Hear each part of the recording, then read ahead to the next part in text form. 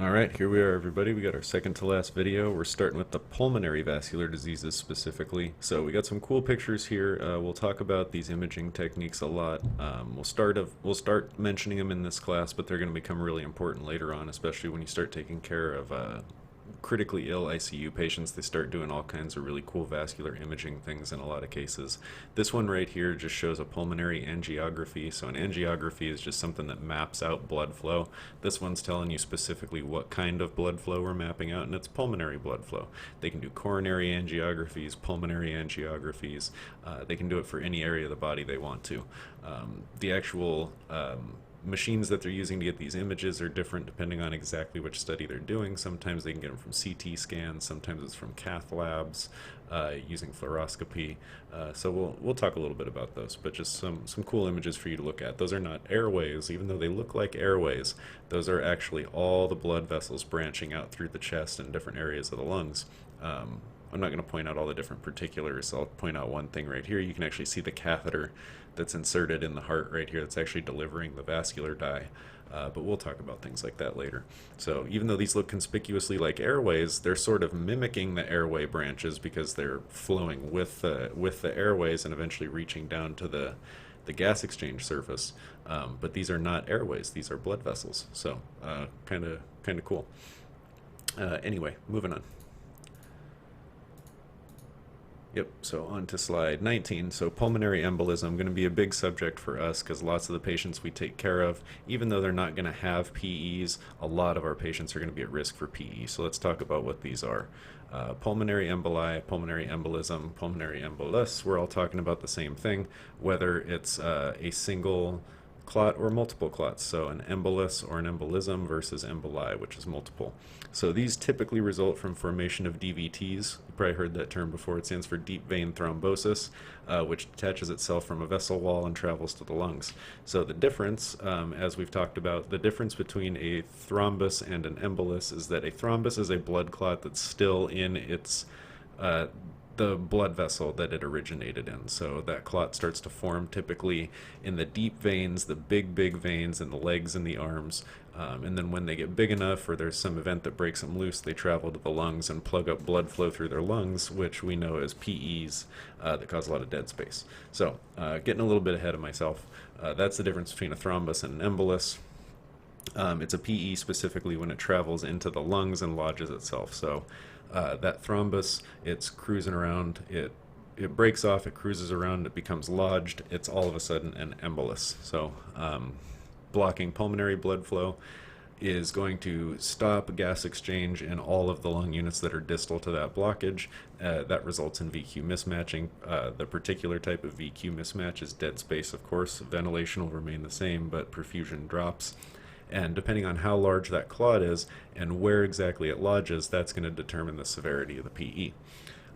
PEs are often referred to as silent killers, and they're very costly to treat because it really takes a skilled assessor to realize that this is what's happening. Because most patients who we see that are short of breath, they have some distinctive cardiac or pulmonary problem. Their breath sounds are off. There's just typical presentations of patients that are really short of breath, but it can be kind of deceiving with a pulmonary embolism because if you're just assessing their chest and airflow, you might think nothing's wrong because, oh, everything sounds fine, their breath sounds are fine, they're moving plenty of air. This patient just needs to take a chill pill and relax. Well, don't forget the other side of that equation. Ventilation can be totally intact, but if blood flow, the Q, the perfusion isn't there, then we're still not exchanging gas, and that's maybe why your patient is short of breath.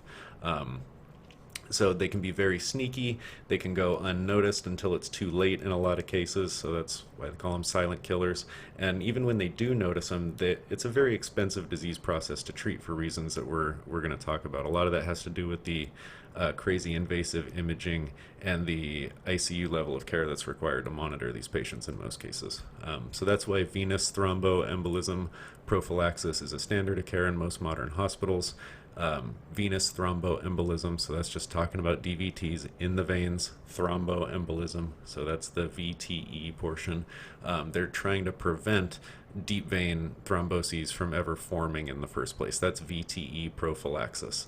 So it's a standard of care, like we said, in most hospitals, and that's why you see so many patients that are inpatients that are either on some sort of anticoagulant therapy, or they make them wear those little leg squeezer things that you guys have probably seen.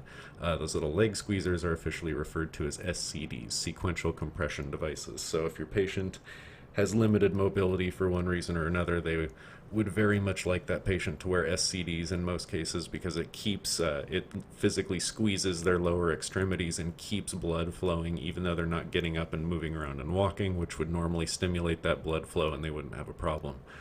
So whether they're getting it done with SCDs or anticoagulants or both, they're in a lot of cases they're trying to prevent these patients who are bedridden or have limited mobility from developing clots while they sit there in the hospital and having PEs, which complicate their course of care. So that's why DVT or VTE prophylaxis is such a big subject. Who's going to be at risk? This is the short list. This isn't by no means a comprehensive list. It's just the short list of big ticket items that we're going to need to keep in the back of our heads that let us know our patient is at risk for PE. They are extra at risk for developing blood clots in their deep veins, which means they are therefore more at risk for PE. So what kind of patients are we talking about? Well, prolonged immobility, of course, we're already talking about that. We know that if blood doesn't keep flowing, it'll clot. If it doesn't flow across a smooth surface, it will clot. And if it doesn't flow across a biologic surface, it will tend to clot. So if it's flowing through some sort of tube or over a device or a stent or some sort of foreign object, if that thing that the blood is flowing over is not precisely engineered to be compatible with blood, chances are it's going to make that blood start to clot, and you're going to develop blood clots wherever that particular thing is. So that's our prolonged immobility. This doesn't necessarily have to be bedridden, like paralyzed patients or neuro patients, for example. This could just be people who've been, long haul flights. Another one that they pick on a lot of times is long haul truckers, because they sit all day, they don't really move their legs, and they're at risk for developing blood clots. If you sit in an airplane for 12 or 14 hours and don't really move around, it is possible to develop significant blood clots in that time. Patients who use oral contraceptives, just because the supplemental hormones have an effect on the blood clotting cascade and make them more likely to form clots. Long bone fractures, so that's typically because those long bones need to be stabilized and your extremities won't be able to move for an extended period of time, so it's kind of linked to immobility. Trauma is one of the things that initiates your blood clotting cascade, so our trauma patients just in general tend to be more at risk for PEs because their blood is sort of hypercoagulable due to the traumatic event they experienced. Advanced age, thrombocytosis or erythrocytosis, what we also said is essentially the same as when we say polycythemia. So these two here describing an increase in the number of red cells. Thrombocytes are not red cells. Red cells are erythrocytes. Our thrombocytes, those are our platelets that we were talking about. So if we have too many red cells or we have too many platelets, it's going to change the consistency of our blood and make our blood more likely to clot. So there are some patients that do end up, some of our patients, as a matter of fact, that end up developing these conditions secondary to their pulmonary disease. So lots of our patients that have chronic hypoxemia, one of the responses that their body has is to produce more hemoglobin, more red cells to help deliver oxygen, even though their lungs might not necessarily be diffusing oxygen as efficiently as they should. So it's kind of the link there between chronic hypoxic diseases and the higher likelihood of developing clots is because the body's natural response to chronic hypoxemia is to make more red cells. Anyway, another one that can do it is sickle cell anemia. It's another inherited blood disorder that basically makes it so instead of our blood cells being these nice, I want it to be red. Instead of our blood cells being these nice round little donut shapes with a little depression in the middle. So if you look at them like from the top, that's what they look like. If you look at them from the side, a red cell looks like that. It's very pliable. It's a very squishy little donut, and there's a reason it's shaped like that. Part of it is because it's trying to be flexible and be able to squeeze through little capillaries, but this shape increases the amount of surface area that O2 molecules are able to diffuse through and get to the all-important hemoglobin. that's carried around inside these cells. So red cells are fascinating. We'll talk about them a lot later on. But red cells are really, really cool when they work properly. So they can be too big, they can be too small, they can have dysfunctional hemoglobin, or your patient can have the sickle cell trait, which causes these cells, instead of being nice, pliable, smooth, squishy little donut discs, it makes them these rigid, non-pliable little sickles or little crescent moon shaped things. So those cells, as you might imagine, there's less surface area here for oxygen to diffuse. So oxygen carrying can be impaired, not just because of that reason, but also because these blood cells here tend to stick together and form clots because they're not as pliable as these cells, and they're altered, they're diseased. So when that hemoglobin starts to cause the cells to sickle like this and they have a sickle cell crisis, they're very, very likely to develop blood clots, and it ends up being extremely painful. And sickle cell, it's a big problem for the people who are afflicted with it. Protein C and protein S deficiencies, you probably won't hear about those too often, but those are kind of like background protein deficiencies. I'm not entirely familiar with those individual disease processes, but protein C and protein S, they're just involved in blood clotting at some point to some degree. So if they are deficient in protein C or protein S, it tends to make them hypercoagulable, and they have these blood clotting diseases. And then, of course, if this patient already has a known DVT or a known VTE, a known venous thromboembolism, if we already know there's a big clot there flapping around in a blood vessel, then it's just that much more likely to break off and travel to the lungs. So again, the short list of things that make our patients highly, highly susceptible, more likely to develop DVTs and therefore PEs. So signs and symptoms, this is where it starts to get really fun. Let's clear our red cells off of here real fast. So like I mentioned before, signs and symptoms of a PE can be easily overlooked or mistaken for some other disease process, because a lot of people focus on the fact that the patient is still able to move air, and they say, oh, look, they're moving air, they got good breath sounds, good chest rise and fall, that sort of thing. We'll put them on some oxygen, they'll be fine. And if this is the case, that's very much not fine. That's not what we need to do. So severe PEs, you should know, are usually fatal within an hour without proper recognition and treatment. In really severe cases, it can be even quicker than that. That's like severe, massive PEs can kill patients even quicker than an hour. Those aren't the most common, but they can happen. So just trying to emphasize that PEs are very serious. They need to be recognized and dealt with immediately. So what can we potentially see? Our symptoms are going to include a sudden onset shortness of breath. So that's important. Their shortness of breath isn't going to work up over a course of days or weeks. It's going to be all of a sudden they were fine, and then their pulmonary blood flow was blocked. They started dead spacing, couldn't exchange gas, and they suddenly became short of breath, along with maybe some of these other things. Could be just a few of them, could be all of them. Pleuritic chest pain versus constant crushing chest pain. So we already talked about constant crushing chest pain with MIs. Pleuritic chest pain, that means this patient's experiencing chest pain when they breathe. So maybe that's happening with our PE patient. It can happen in our patients who have really bad pleural effusions or pleuritis. It can happen with patients who have broken ribs. It hurts, really, really bad when they take a breath. That's technically pleuritic chest pain. If they have a pneumo, all kinds of other things, but it's important to make that distinction. It's not constant crushing chest pain, it's pleuritic chest pain, meaning it's associated with breathing. Hypoxemia and cyanosis. So of course some hypoxemia, maybe some cyanosis depending on how severe it gets. So let's just draw a quick picture here. I'm going to refer back to these lungs quite a few times. So let's pretend that they're not drawn like complete crap.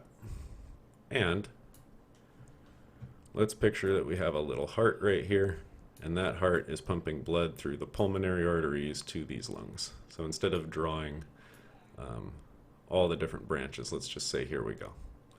That's our pulmonary artery, and it's supplying blood to our lungs for gas exchange. So what's going to happen here is, depending on how bad the blockage is, let's say it's bad. So we get a big sticky blood clot right here. Well, the end result of that is going to be that we're not going to be able to exchange any kind of gas in this lung, because what's going to be happening is a massive amount of ventilation without any perfusion, so no gas exchange takes place. Well, we're going to see our overall PaO2 drop because we've only got one lung exchanging gas. That's basically, let's just say that's half of our surface area for gas exchange. You're not going to necessarily get half the PaO2, but you're going to see a significant decrease. You got half the gas exchange surface area, so the oxygenation, as we already know, is going to take a hit. Whether or not they will turn cyanotic is a different story. Lots of people think that all hypoxic patients will be cyanotic, and that's not true. Cyanosis is the result of an accumulation of deoxyhemoglobin. So you need greater than 5 grams per deciliter deoxyhemoglobin to actually cause cyanosis. So that's a lot. I know if you guys think back to all your different calculations for O2 content and things like that, you guys will remember that hemoglobin is what's carrying most of that oxygen out to your tissues and feeding the tissues with that O2. So having 5 overall grams per deciliter of deoxyhemoglobin, that's a lot. If you consider that, normal is somewhere between 12 and 16 grams per deciliter, or 12 to 16 volume percent range, if we take male and female and combine them together, losing 5 grams per deciliter is essentially saying, you're losing about a third or more of your overall oxygen delivery potential, because that's all deoxygenated hemoglobin, because none of those cells are seeing gas exchange. None of those red cells are seeing gas exchange. So you have to desaturate a significant amount of hemoglobin for your patient to actually turn blue. Basically what we're saying is by the time they turn blue, that hypoxia issue is already very, very significant, or hypoxemia issue, I should say. If they're turning blue, they're not just a little bit hypoxic, they're significantly hypoxic, because you need this much deoxyhemoglobin, this much dark red, regular oxyhemoglobin is bright, cherry, rosy red. Deoxyhemoglobin is, this, it's like a very dark maroon color. You've seen, venous blood. It's not bright red like arterial blood, and it's because it has a lot of deoxyhemoglobin in it. So all that deoxyhemoglobin building up that really dark maroon color, combined with all the color of the surrounding tissues and the skin, is what ultimately forms that kind of purplish bluish cyanotic appearance. So not all patients who are hypoxemic will be cyanotic, especially if they're already anemic. If their baseline hemoglobin is only 8 grams per deciliter, they'll be dead before they desaturate 5 grams per deciliter of that, and they will just be really, really pale and have poor oxygen delivery and be horribly hypoxemic. They just might not turn blue. So kind of an interesting fact. The cool thing here that we're going to go over right now is increased VDVT. That's increased volume of dead space for compared to their tidal volume. It's telling us the percentage of their tidal volume that's going to dead space. I think I referred to that in a previous video as dead space percentage. Technically, we're going to learn this new term if we haven't learned it already. It's technically VDVT, volume of dead space for the amount of tidal volume, and that gives us a percent. So tied in with that is decreased end tidal CO2, which I'll talk about in a second. Jugular venous distension, we already associate that with right-sided heart problems. Remember, it's the right heart that's pumping into this pulmonary artery, so if we have a big blockage like we have right here, then all the fluid which should be flowing through that part of the pulmonary circulation can't do that, and it inevitably backs up, and it can back up into the right heart, right ventricle, right atrium, eventually into the vena cava, and cause all of our big systemic veins to start to bulge. So that's why the JVD. And then when it comes to the chest x-ray, most of the time, the chest x-ray is going to be normal on PE patients, because we don't tend to see a lot of vascular structures on chest x-rays. You'll maybe see a little bit of them, but Really what you see in lung fields when you look at a normal x-ray is air. They're big dark lungs, and we just said here the patient's ventilation isn't impaired, it's the perfusion that's impaired. So chances are if your patient has a PE and you get a chest x-ray, you're not really going to see a whole lot. You're just going to see big dark expanded lungs. Now a lot of people think that, oh, that means we wasted our time. That means that we gave this patient extra radiation and the x-ray didn't tell us anything. That was a waste of time. Well, think about the context. If your patient is horribly short of breath and they're objectively hypoxemic and everything else, we're seeing all these signs and symptoms. Well, in most cases, you would expect their lungs to look awful on the chest x-ray. That's what most people expect. Those lungs look terrible. Like, oh, there's the consolidation, there's the atelectasis or the pneumo or whatever it is that's causing these problems. So we're seeing this horribly short of breath patient, we're seeing all these problems, but their lungs look totally fine, at least on an x-ray. So that right there is significant. We're seeing a really, really abnormal patient presentation, but the normal appearance of lungs on the chest x-ray. So that should clue us in, oh, that's a significant finding. Even though we didn't see any particular thing on the x-ray, we can tell that, oh, this patient is having significant issues despite the fact that their lungs are expanded. The V looks like it's okay. Maybe it's the Q that's not intact. So that's the fun part here that I'm going to get into, the how can we actually tell that. All right, so quick little explanation of the increased dead space percentage, the VDVT, correlating with the decreased end tidal CO2. When it's all said and done, how much CO2 should be in this blood once it undergoes gas exchange? We should have a PaCO2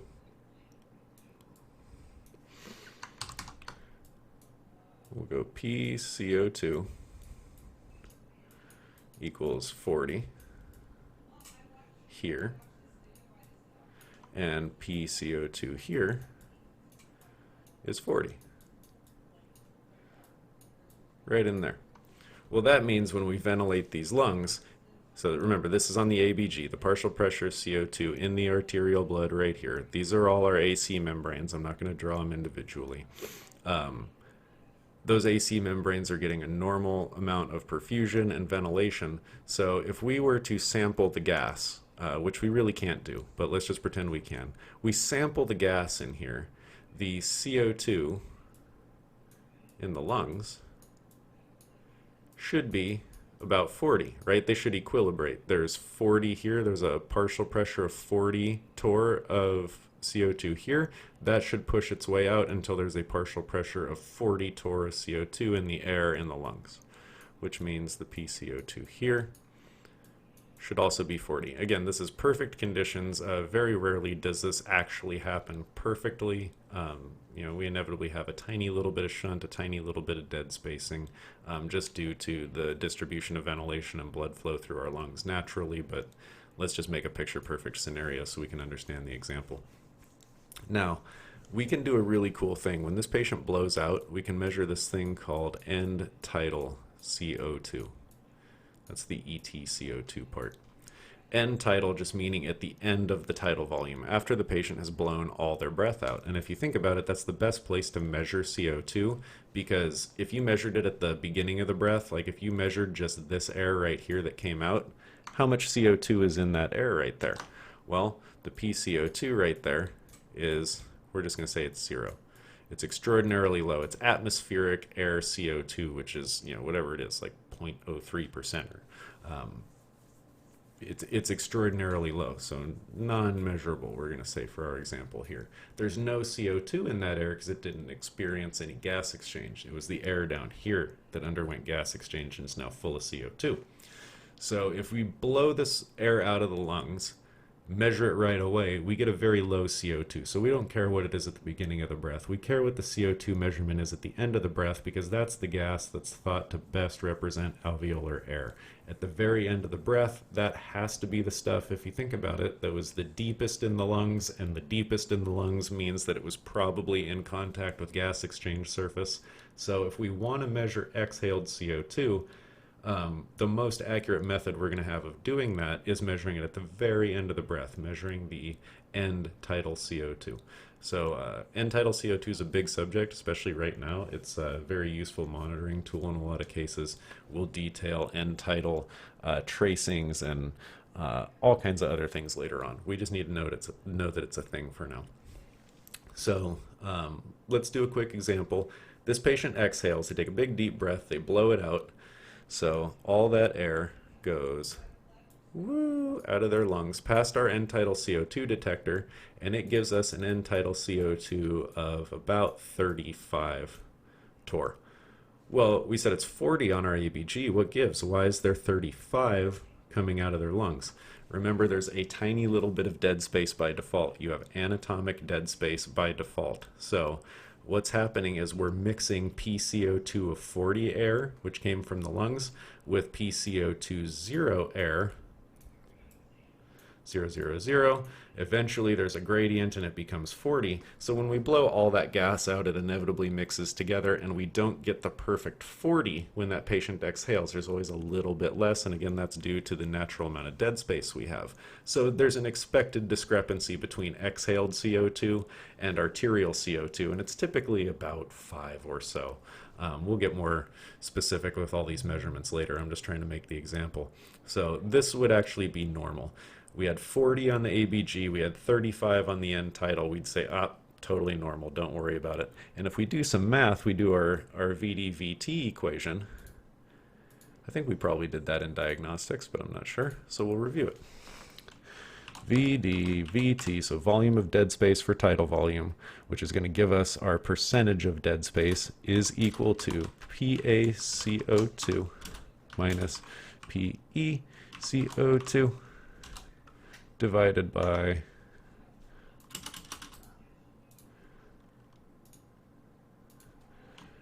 PaCO2. So I know I wrote that as PeCO2. I really should have wrote it as PetCO2, but it's arterial versus exhaled CO2. That's how this is set up. So we just divide these numbers.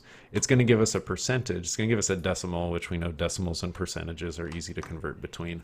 And that's going to tell us the percentage of dead space we have. So let's do it for our patient right here. So we'll pull up a calculator.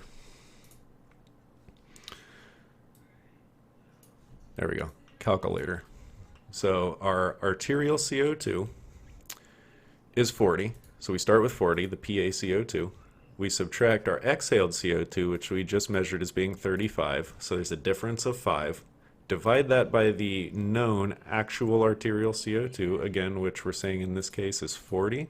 And that gives us a 0.125 or 12.5% VDVT, volume of dead space for tidal volume. So this patient who's taken nice, big, healthy, deep breaths and has functional lungs in every sense of the word, only has about 12.5% dead space, which we would expect. They've got big lungs performing gas exchange. They've got anatomic dead space, which is about 150 mLs for the average adult, or 1 ml per pound of ideal body weight, not per kilo of ideal body weight. The rare situation where we get to use pounds instead of kilos. So this patient is totally normal. They've got about 12.5% dead space. Well, let's give them a really bad PE. Watch what happens when we give them a PE. So let's put the PE back here. Oops. There we go. So PE's back. All right, so we've got our blocked blood vessel here. We've got our PE. Well, that's going to immediately stop gas exchange. We already know that. We've covered that. So let's just delete this. All of a sudden, there's no PCO2 of 40 being delivered to that lung because there's no blood flow. That in turn means that there's no CO2 diffusing out because there's no pressure gradient. So the CO2 here is 0. Oop, that needs to be in black.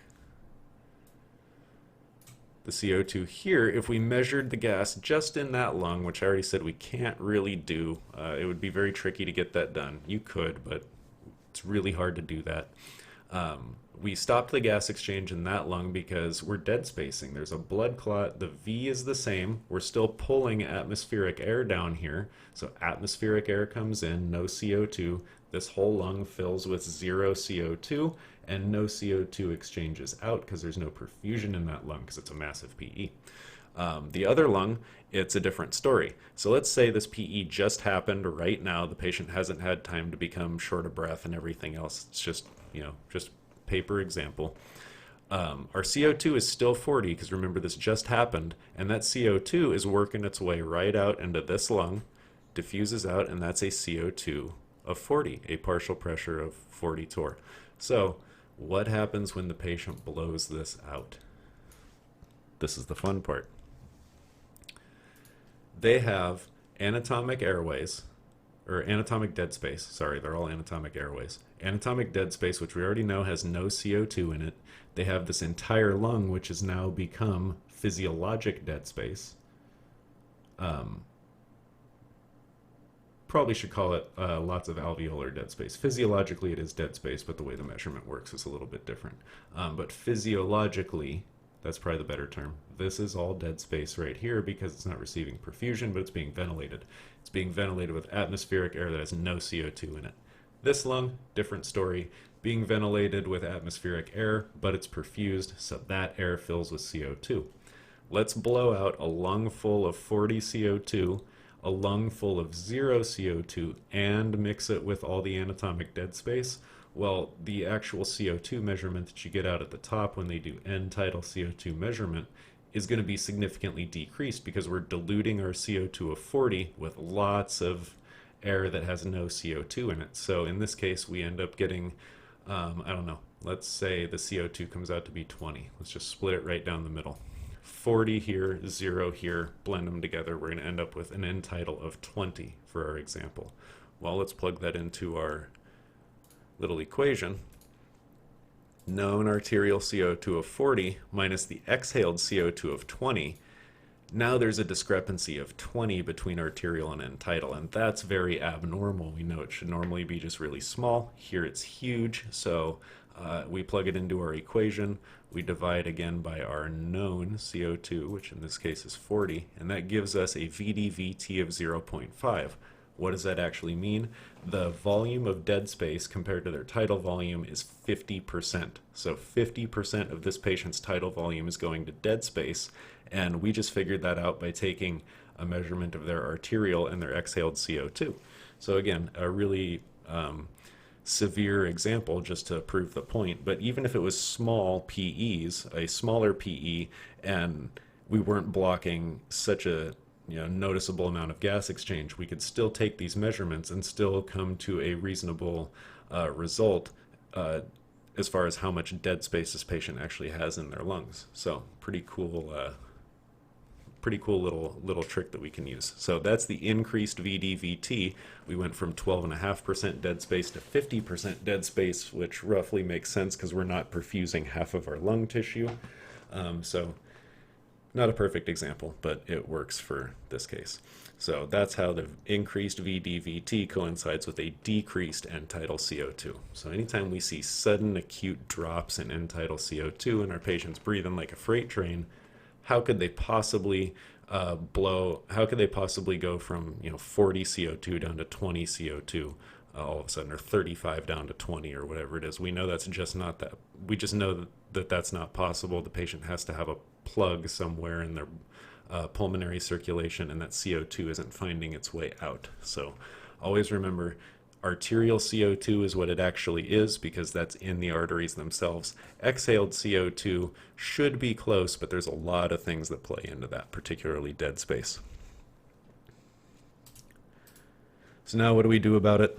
We need to treat this PE. Basically, we need to restore pulmonary blood flow. Just like with an MI, we needed to restore coronary blood flow, which as a result will restore gas exchange. So there are a couple of ways they can do that. A ventilation perfusion scan. This is a test that's done in nuclear medicine, or nuke med, if you guys have heard that term, with inhaled and intravascular radioisotopes.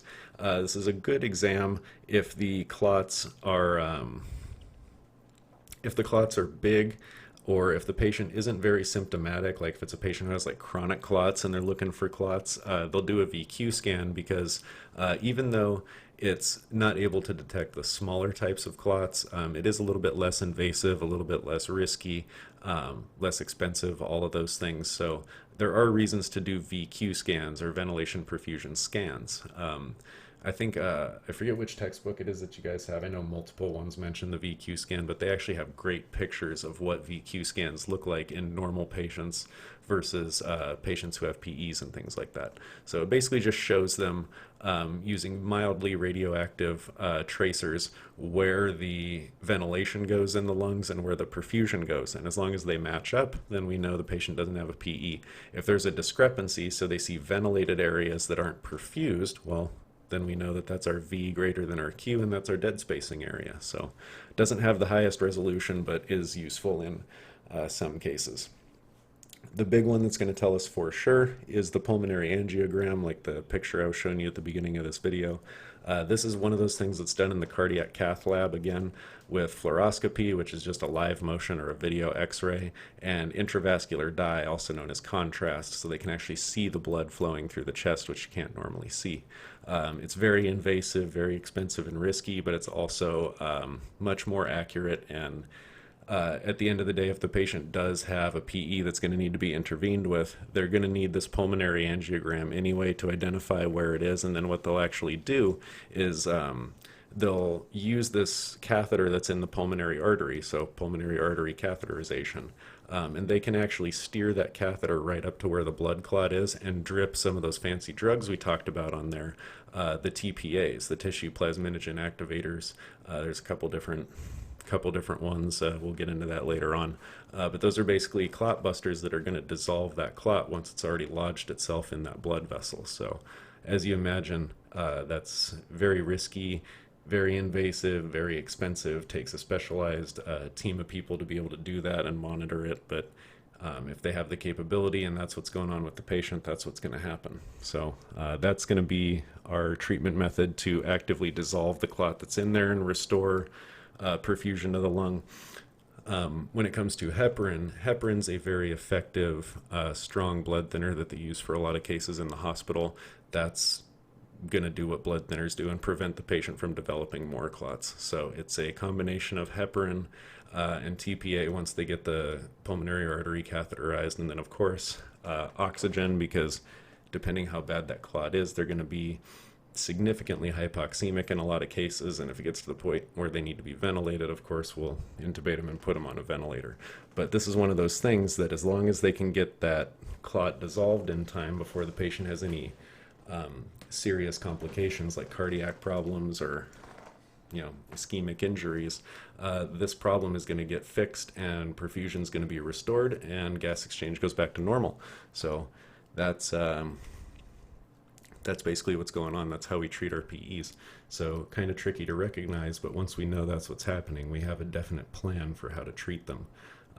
The last thing I'll mention before we sign off to pulmonary hypertension is that unlike a coronary blockage, so when a coronary artery gets blocked, we know that starves the heart muscle of tissue and it eventually dies, so we have to reperfuse it in time before there's that actual infarction.